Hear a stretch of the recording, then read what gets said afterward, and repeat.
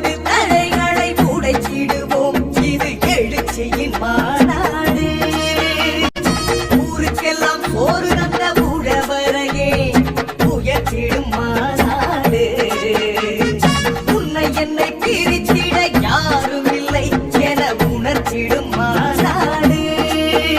அறச்சீற்றம் இந்த மாநாடு, புது மாற்றம் இந்த மாநாடு, வீர கூட்டம் இந்த மாநாடு, பறைசாற்றும் இந்த மாநாடு.